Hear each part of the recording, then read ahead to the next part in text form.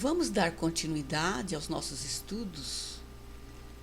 Vamos dar continuidade ao livro de Atos dos Apóstolos, um livro do qual nós já fizemos a introdução, vimos a parte 1 e agora vamos ver a parte 2. E de que maneira nós vamos ver essa parte 2? Nós vamos fazer uma pequena introdução, ou seja, vamos recordar de onde nós paramos, para dar continuidade aos nossos temas. Vamos analisar a igreja da Antioquia da Síria e vamos ver as viagens missionárias do apóstolo Paulo. Essa introdução, nós podemos recordar nessa introdução que nós falamos no final da nossa última aula sobre Saulo, o jovem Saulo, que aparece na Bíblia no apedrejamento de Estevão, que também tinha o seu nome romano, Paulo, porque Paulo era um cidadão romano. Lembrando que lá no livro de Atos, no capítulo 22, no verso 28, quando o tribuno romano afirma a Paulo que ele era cidadão romano porque ele comprou a cidadania com dinheiro, porque podia se comprar a cidadania romana. E o apóstolo Paulo responde: e eu o sou de nascimento. Ou seja, o apóstolo Paulo nasceu em alguma cidade, uma província romana, portanto ele tinha direito à cidadania romana. Esta cidade de Antioquia da Síria, que cidade importante era essa? Vamos ver alguma coisa sobre ela. A cidade da Antioquia da Síria ela foi fundada por Seleuco I, 300 anos antes de Cristo. Portanto, era uma cidade grande, já bem estruturada, com muitos habitantes, e ela ficava a cerca de 480 quilômetros de Jerusalém. E por volta do ano 44, ela atinge o seu auge, com a expansão do cristianismo, a expansão do evangelho. Ali se forma uma igreja que se torna até maior que a igreja de Jerusalém. E vamos analisar então que igreja é essa, de que maneira se formou essa igreja tão diferente, tão abençoada na Antioquia da Síria. Vamos lembrar novamente, vamos recordar, lembrando lá em Atos capítulo 1, no verso 8, onde o versículo diz o seguinte, que todos foram dispersos após o apedrejamento de Estevão, todos exceto os apóstolos.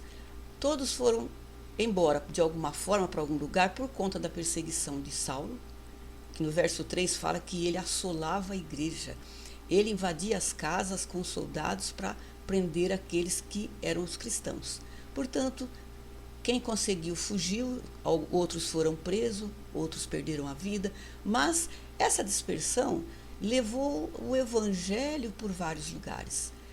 E eles saem nesta fuga, lembrando, ainda que no capítulo 8, lembrando de Filipe, que era um dos diáconos escolhidos pelos discípulos de Jesus. E o que acontece com ele? Ele vai para a região de Samaria, onde ele leva o evangelho.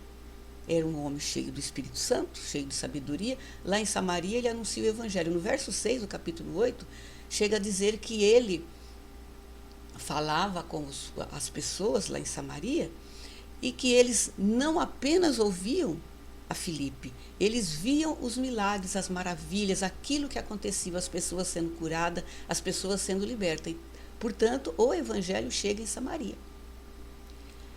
E vamos ver aqui como que esse evangelho, de que maneira que esse evangelho chega na região da Antioquia da Síria.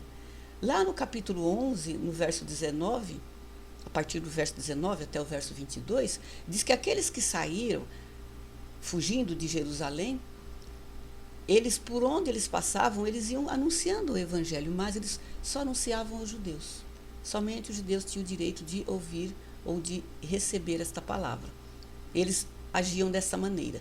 Mas quando eles chegam na Antioquia da Síria, lembrando que não foram apenas os judeus que chegaram até lá, chegou gente da ilha de Chipre, chegou gente da cidade de Cirene, era o Cireneu. Portanto, havia já ali uma diversidade, pessoas de lugares diferentes. E quando eles entram na região da Antioquia da Síria, eles chegam falando a todos. Eles entram na cidade, falam com o judeu, falam com o grego, Fala com os gentios, falam com todos. Foi ruim isso? Não, isso é o agir do Espírito Santo. No verso 21, diz que a mão do Senhor era com eles, e grande foi o número daqueles que creu e que aceitaram. Passaram a servir o Senhor. Portanto, ali se formou uma igreja diferenciada, uma igreja inclusiva. Sempre costumo dizer, o Evangelho, ele é inclusão. Ele não exclui ninguém. O Evangelho é inclusão. E esta igreja cresceu de uma forma que lá em Jerusalém eles ficam sabendo que a igreja da Antioquia da Síria estava crescendo de uma maneira diferente. O que eles fazem? Mandam um Barnabé para Antioquia da Síria. Barnabé vai a Antioquia, chegando lá ele viu o trabalho, viu Barnabé, um homem de Deus, cheio do Espírito Santo, viu que o trabalho era realmente a mão de Deus trabalhando naquele lugar. Ele vai buscar Saulo lá na cidade de Tarso, vai lá na cidade de Tarso, traz Saulo para Antioquia da Síria e eles recebem já uma primeira missão, que era levar uma ajuda financeira na região da Judéia, que ali as pessoas estavam passando por uma grande necessidade. Então a igreja manda eles irem lá, os dois vão, cumprem essa missão e voltam para a igreja da Antioquia da Síria. E ali a igreja continua crescendo e recebem pela primeira vez o nome de cristãos. Quando a igreja cresce, sempre aparece alguma perseguição. E foi uma forma que eles acharam de denegrir a imagem daqueles que frequentavam aquela igreja, chamando-os de cristãos. Que cristão eram os seguidores de Cristo, aquele Cristo que morreu na cruz, que era uma vergonha no meio de dois ladrões. Portanto, a palavra cristão, pela primeira vez, surge ali nesta igreja. E nós podemos então observar que a igreja da Antioquia da Síria, ela era uma igreja que tinha raças diferentes. Eu coloquei aqui uma igreja multirracial. A direção tinha pessoas de vários lugares. Portanto, não era uma igreja que diferenciava as pessoas, que somente o judeu poderia participar, somente o israelita. Não. A igreja de Jerusalém, sim. Apenas israelitas participavam da liderança da igreja. Mas a igreja da Antioquia da Síria, ela tinha uma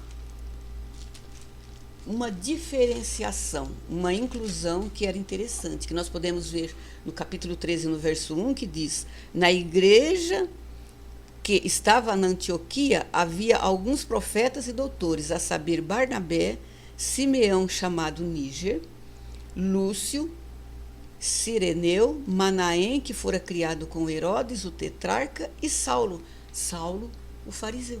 Portanto, uma mistura, uma igreja diferente, uma liderança diferenciada, diversificada.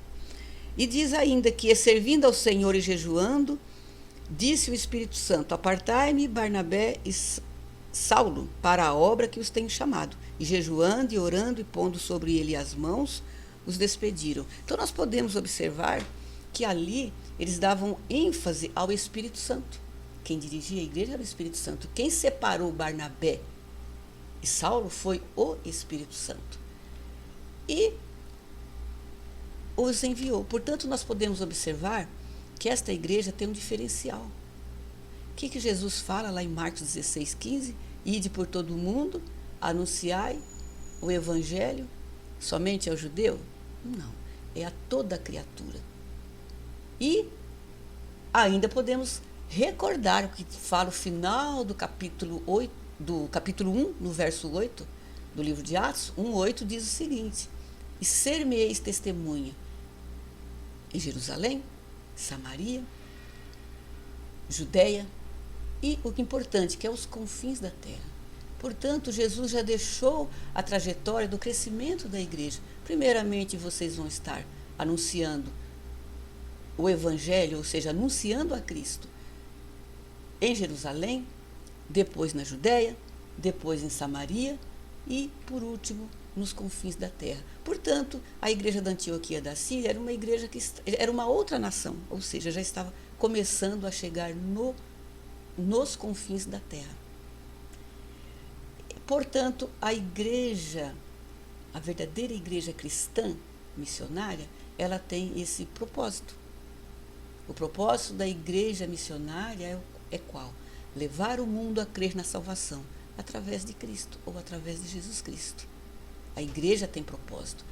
Portanto, ali nasce a primeira igreja cristã missionária. A igreja tem que evangelizar, tem que enviar para ser uma igreja missionária. E aí, como nós vemos no final do verso 3, do capítulo 13, eles são enviados, Saulo e Barnabé. Mas, só que Barnabé insiste em levar o seu parente, João Marcos. Uns dizem que é primo, outros dizem que é sobrinho de Barnabé. Mas isso não importa.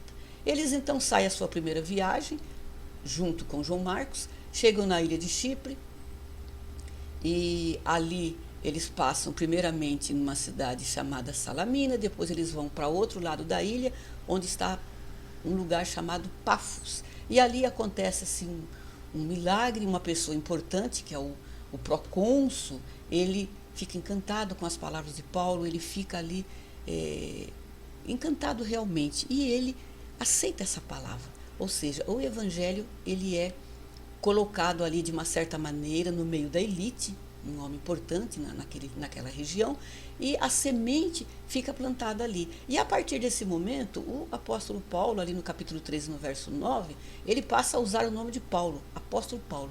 Deixa de ser Saulo. Ele assume realmente ali pela primeira vez a sua missão. Foi a primeira missão que a igreja deu para ele, enviada pelo Espírito Santo, e ele foi e ele cumpriu. Então, a partir dali, o autor do livro já não chama mais de Saulo, simplesmente de Paulo.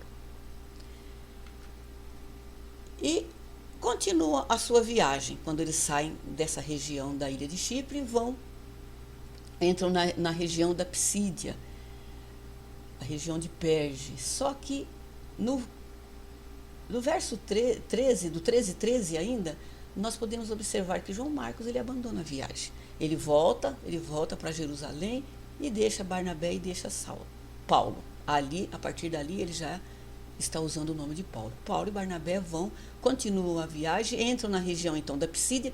Quando chegam na Antioquia da Psídia, tem uma sinagoga. E nós podemos observar que todas as vezes que o apóstolo Paulo chega em um lugar, a primeira coisa que ele procura é a sinagoga. E por que ele procura a sinagoga? Porque na sinagoga, que ali no verso 14, mostra que quando termina o trabalho da sinagoga, a leitura das leis e dos profetas, eles dão uma oportunidade. Sempre se pergunta, alguém tem algo para edificar os irmãos? E era esta oportunidade que o apóstolo Paulo esperava. Isto era o que ele queria esta oportunidade. E então, a oportunidade, o apóstolo Paulo então fala ali na sinagoga com os judeus, com os gentios que por ali estavam também, e os gentios gostaram daquilo que ouviram. Os judeus já não gostaram muito, mas convidam para que Paulo voltasse no sábado seguinte para os trabalhos na sinagoga. E ele volta. Só que acontece um fato interessante, que quase a metade da cidade veio para ouvir essa palavra. Gostaram tanto que voltaram para ouvir. Só que aí os judeus não gostaram. Eles não gostaram. No verso 45 e 46 diz que tudo aquilo que o apóstolo Paulo falava, os judeus contradiziam, eles desmentiam, alguma coisa eles faziam para desmoralizar o apóstolo Paulo diante daquela multidão. E o que ele diz a eles então? Paulo e Barnabé diz a eles: eu tenho por missão, ou pelo menos eu achava que era mister trazer a palavra primeiramente a vocês, queria pregar primeiramente ao judeu, mas visto que vocês não se acham dignos de receber a salvação, então eu me volto para os gentios. E os gentios aplaudiram a ideia, gostaram e glorificaram o nome do Senhor. E Paulo ainda diz mais: o Senhor me enviou para ser por salvação para os gentios, até os confins da terra. Mais uma vez ele confirma a frase, ou seja, a ordem, aquilo que Jesus deixou, até os confins da terra. E então, a partir dali, o apóstolo Paulo se volta para os gentios. Está lá no verso 46. Que glorificaram o nome do Senhor e acharam aquilo excelente e maravilhoso. E o apóstolo Paulo continua a sua viagem, vai para a região de Derbe, de Listra, de Icônio, mas aquele pessoal lá, aqueles judeus, vão atrás. Eles seguem para onde que o apóstolo Paulo foi, e nós podemos ver aqui no capítulo 14, no verso 19, que diz assim: sobrevieram, pois, uns judeus da Antioquia e de Icônio, que, tendo convencido a multidão, apedrejaram a Paulo e o arrastaram para fora da cidade, cuidando que estava morto. Então, aqueles judeus lá daquela primeira sinagoga, da Antioquia, da Pisídia, eles foram atrás do apóstolo Paulo. E chegaram onde ele estava e incitaram a cidade a se levantar contra ele e apedrejaram a Paulo. Mas Paulo, ele não morre. Ele se levanta, apesar de ter sido arrastado para fora da cidade, apedrejado, ele se levanta e ele volta com Barnabé, vai para a cidade de Derbe, anuncia o evangelho ali, voltam para Icônio, Listra, e voltam para Antioquia. Eles voltam para o seu lugar. Portanto, nós podemos ver que esta primeira viagem foi uma viagem que houve excelentes resultados, mas o apóstolo Paulo já foi apedrejado. Eles voltam então para Antioquia da Síria, que é a igreja que os envia, a igreja enviadora. E a partir daí acontece um outro problema, um outro impedimento, uma outra coisa pela qual eles não esperavam. Lá no capítulo 15, no verso 1, fala que os judeus, eles começaram a ensinar os irmãos que a salvação era somente se eles se circuncidassem e se obedecessem às leis de Moisés, a lei mosaica. Portanto, ali começou uma divergência. E a igreja da Antioquia da Síria, então, separa Paulo e Barnabé para que eles possam ir a Jerusalém, para levar esse assunto, levar esse tema para ser discutido com os apóstolos que estavam em Jerusalém e também os anciãos.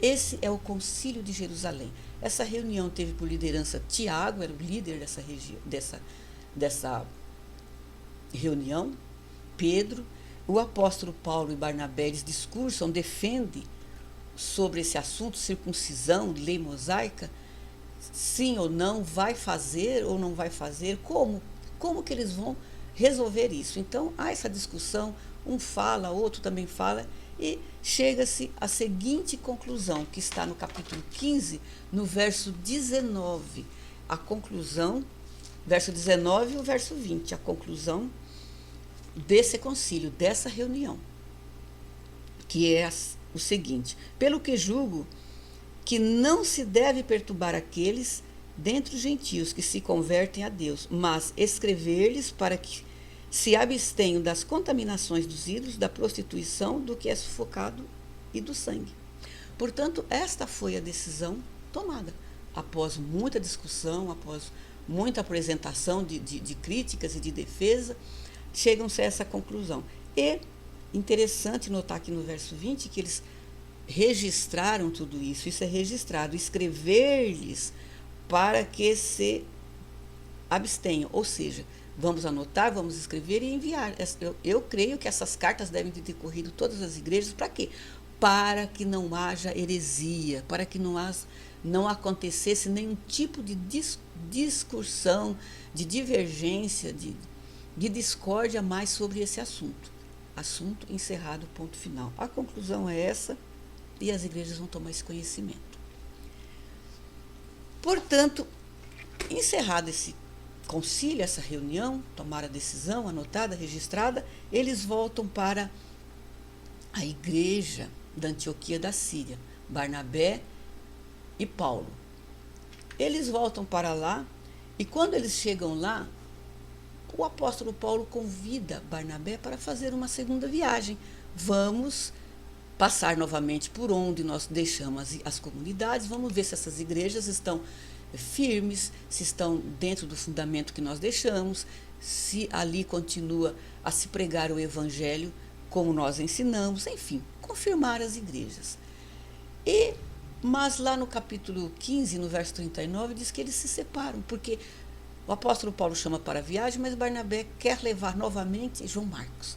E o apóstolo Paulo não aceitou, falou, não, ele nos abandonou na região da Psídia e conosco não vai. E, enfim, a contenda chegou a tal ponto que Barnabé pega seu sobrinho ou seu primo e vai de barco para a ilha de Chipre.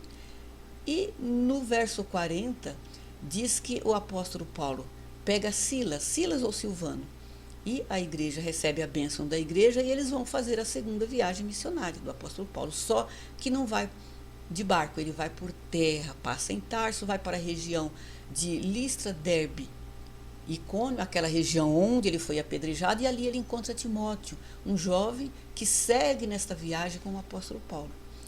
Então nós podemos ver lá no capítulo 16, no verso 8, fala que ele passa na região de Mísia, desse lugar ele vai para Troade. E nós, lembrando que em Troade ele tem aquela visão, assim que ele chega naquele lugar, que na visão um homem manda ele ir para a Macedônia. Precisava de passar por aquela região para ajudar alguém. E o apóstolo Paulo toma essa decisão como de Deus, como uma mensagem do Senhor, e ele vai para essa região. Recordando que na nossa introdução, nós falamos que lá no capítulo 16, no verso 10, o autor do livro se inclui na viagem. Nós podemos recordar ainda que Lucas escreve, e partimos para a região da Macedônia, ou seja, ali Lucas também se inclui. Então já segue o apóstolo Paulo, Timóteo, Silas e Lucas, e eles vão então para a região da Macedônia.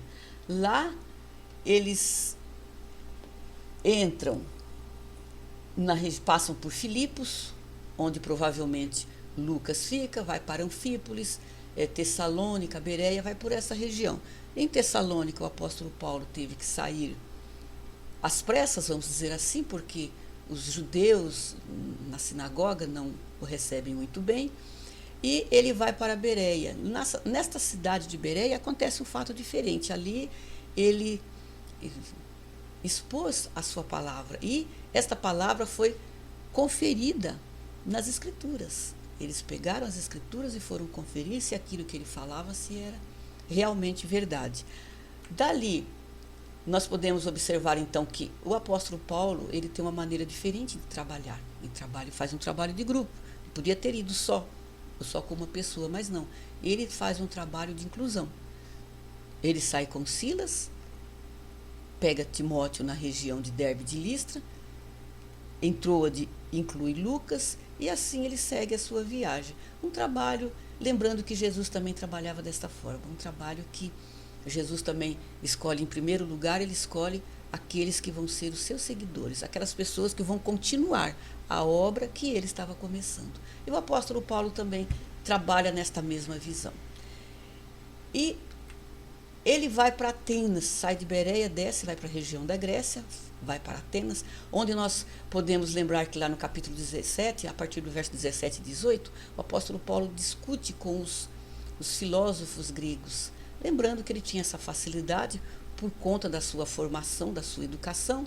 Ele conhecia muito bem a filosofia grega, a cultura grega e a língua grega. Portanto, ele tinha esta facilidade para disputar, para debater com os filósofos gregos. E ali ele vai para Corinto, capítulo 18, no verso 1, fala que ele chega a Corinto, uma igreja onde ele fica 1 ano e meio, um lugar que muitos dizem que foi uma igreja que deu muito trabalho ao apóstolo Paulo, mas foi a igreja que ele mais amou. Os estudiosos costumam dizer isso, é a igreja que ele mais amou, foi a igreja de Corinto. E dali ele passa a Éfeso e começa a fazer a sua viagem de volta para a igreja da Antioquia da Síria. Ele vai, ainda passa no verso 22 do capítulo 18 ainda, 22, 23, diz que ele passa em Cesareia, ele passa a Cesareia e vai para Jerusalém. Diz aqui no verso 22, chegando a Cesareia, subiu a Jerusalém, Por que diz que ele subiu a Jerusalém? Lembrando que Jerusalém era uma cidade que ficava cerca de 800 metros acima do nível do mar. Portanto, subia a Jerusalém e descia de Jerusalém. Saudando a igreja, desce para Antioquia. Ele volta para a Antioquia da Síria, a igreja que o enviava, a igreja enviadora. E aí vem a sua terceira viagem, que está no capítulo 19, a partir do verso 1. Diz que ele, primeiramente, ele passa pela região da Ásia Menor e ele chega à cidade de Éfeso.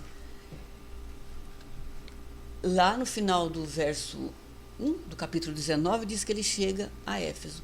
Lembrando que Éfeso era uma cidade, vamos dizer assim, turística, uma cidade que tinha um templo, o templo do deus Artemis, ou da deusa Diana, um templo que era considerado como uma das 7 maravilhas do mundo antigo, um templo grandioso, muito rico, exuberante, e pessoas do mundo inteiro iam naquele lugar. Aquela cidade vivia em função daquele templo. E o apóstolo Paulo fica ali cerca de 3 anos. Ele fica ali cerca de 3 anos, trabalhando, estudando, ensinando. E isto trouxe uma diferença na vida da cidade. Uma coisa que ninguém imaginava. Acho que os próprios comerciantes que viviam ali do templo, das imagens, de tudo aquilo que eles vendiam, aquelas coisas que eles vendiam na porta do templo. Eles não esperavam que acontecesse. As pessoas começaram a se converter, as pessoas começaram a jogar fora, a queimar em público aquelas estátuas e dar testemunhos de conversão.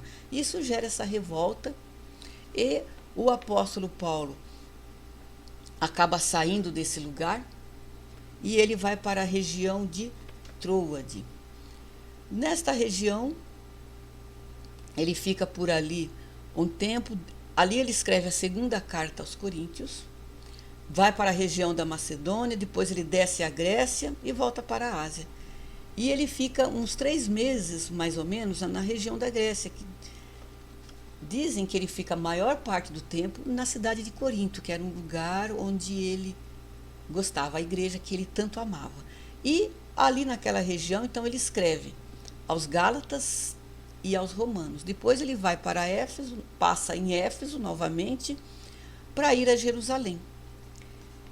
Ele deveria de estar pensando que ele faria dessa trajetória e voltaria para a sua igreja, Antioquia da Síria.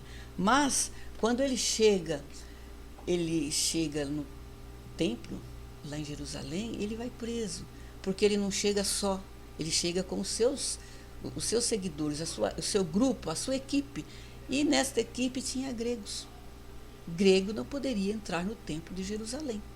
Isto era uma causa para a prisão, e por isso ele é preso. E a partir do capítulo 24, do 1 ao 27, ele é julgado. Ele vai preso, o governador é Félix, leva ele para Cesareia, ele fica preso em Cesareia cerca de 2 anos. E esse governador é trocado por Festo, Pôncio Festo, que também faz um julgamento, e o apóstolo Paulo, vendo que ele era acusado de coisas das quais não tinha sentido, ele viu que ele não tinha condições de sobressair num julgamento com aquelas pessoas. O que ele faz? Ele apela para a sua cidadania romana. E ele apela para César. E Pôncio Festo diz a ele, então, você quer César, você irá para César. E aí ele vai, então, a partir do verso 27, fazer esta viagem. Ele vai ser enviado para Roma. E o apóstolo Paulo, ele tinha esse desejo de ir a Roma, tanto que quando ele escreve a carta aos Romanos, ele fala sobre isso. Ele sempre quis ir, mas sempre algo o impediu. Ele queria estar com os irmãos, ele queria ter ido na igreja para testemunhar, para falar aquilo tudo que ele tinha vivido durante essas viagens, aquilo que Deus fez através de suas mãos, mas ele chega a Roma, mas de uma maneira totalmente diferente. No capítulo 27, descreve a viagem do apóstolo Paulo. O navio se despedaça em meio a uma grande tempestade.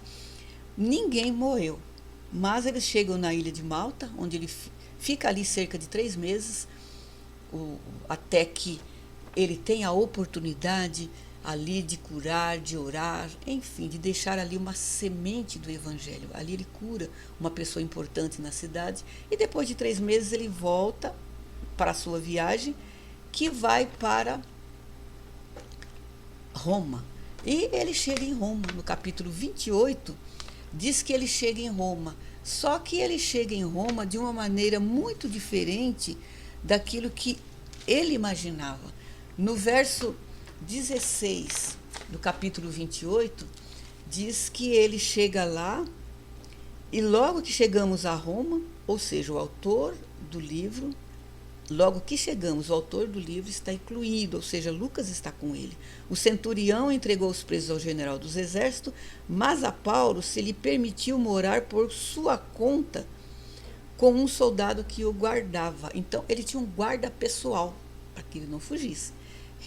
E ele foi morar nessa casa e esse guarda ficava na porta. No verso 30 diz o seguinte: e Paulo ficou 2 anos inteiros na sua própria habitação, que alugara e recebia todos quantos vinham vê-lo, pregando o reino de Deus e ensinando com toda liberdade as coisas pertencentes ao Senhor Jesus Cristo, sem impedimento algum. Ou seja, ele ficou numa casa, tinha um soldado na porta, mas ali ele trabalhava. Quem quisesse visitar o apóstolo Paulo podia visitar, Paulo pregava, Paulo orava, ele fazia tudo, ensinava. E aquela guarda que todos os dias trocava o guarda, aquelas pessoas, aqueles soldados que ficavam ali também iam se convertendo, ouvindo o que Paulo falava, o que Paulo ensinava. E enquanto ele fica nesta prisão, ele escreve aos Efésios, escreve aos Filipenses, aos Colossenses e escreve também a carta a Filemão. Dessa maneira, nós podemos observar que o livro de Atos, ele encerra, parece que fica meio sem sentido, não tem uma despedida, não tem nada, enfim, não tem uma conclusão, fica meio no ar. Como que se encerrou? Encerrou aqui com ele preso em Roma, onde ele fica 2 anos nessa prisão, simplesmente. Mas por que isso acontece? Porque o livro de Atos, ele traz na realidade a história da expansão da igreja, a ação do Espírito Santo no crescimento da igreja. Esse é lembrando do que nós vimos sobre o objetivo do livro. Este é o objetivo, mostrar a ação do Espírito Santo nesse trabalho, nesse crescimento da igreja, para entender a formação da igreja missionária, da igreja cristã missionária. E não encerrou. Nós hoje continuamos vivendo essa história. A história do livro de Atos continua nos dias de hoje, porque a história da igreja não encerrou, ela continua até os dias de hoje. Nós podemos ver que com o passar dos anos, dos séculos, muita coisa se mudou, mas nós temos os movimentos religiosos. Em cada tempo a igreja foi se modificando, se transformando. Temos as igrejas históricas, as igrejas pentecostais, neopentecostais, os novos movimentos religiosos cristãos, ou seja, a história da igreja ainda continua. E nós vamos encerrar então a nossa aula, lembrando da importância do livro de Atos, um livro que traz uma trajetória histórica do início do cristianismo num período curto, porque é apenas um período de 30 anos. E nesses 30 anos nós podemos ver que muita coisa mudou. Nós tivemos ali a ascensão de Jesus, ou seja, o encerramento da visita, ou seja, da participação de Jesus aqui na terra, do seu ministério terreno. Nós vimos a chegada ou a descida do Espírito Santo e vimos a diferenciação do Espírito Santo, porque ele é considerado um divisor de águas.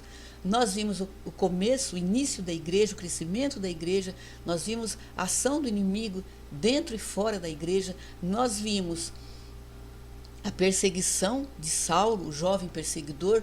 Nós vimos a conversão de Saulo. Nós vimos que quando Saulo se converte, é também um divisor de água. É antes de Saulo e depois de Saulo. Depois de Saulo nós vimos que a igreja cresceu, a igreja ficou estruturada, a igreja realmente segue a orientação de Jesus Cristo, ela chega aos confins da terra.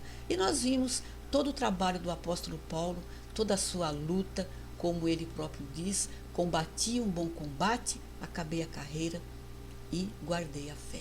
Portanto, o livro de Atos é importantíssimo para lermos, para estudarmos as cartas do apóstolo Paulo. E nós podemos lembrar também que a vida do apóstolo Paulo não encerrou ali. Ela continuou, lembrando que ele ainda escreve a primeira carta a Timóteo, ele escreve a Tito, são cartas pastorais que ele escreve e depois ele vai escrever novamente ainda a Timóteo, a segunda carta. Mas onde que ele está nesse momento? Ele está numa prisão. Quando que isso acontece? No ano 64, lembrando que houve o famoso incêndio de Roma. E o imperador Nero acusa quem? Os cristãos. E ele manda prender quem? O apóstolo Paulo, que na realidade ele queria prender e já condenou-o à morte. Ele fica em uma prisão chamada Mamertine. Era uma masmorra, que era aquele tipo de prisão escavado na rocha.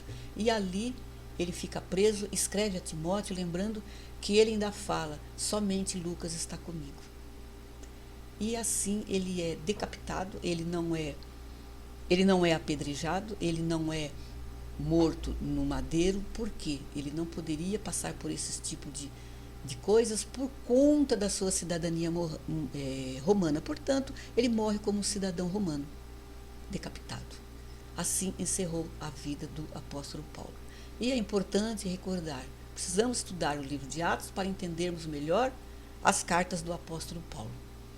Eu agradeço a atenção, agradeço a sua atenção, obrigada e Deus abençoe.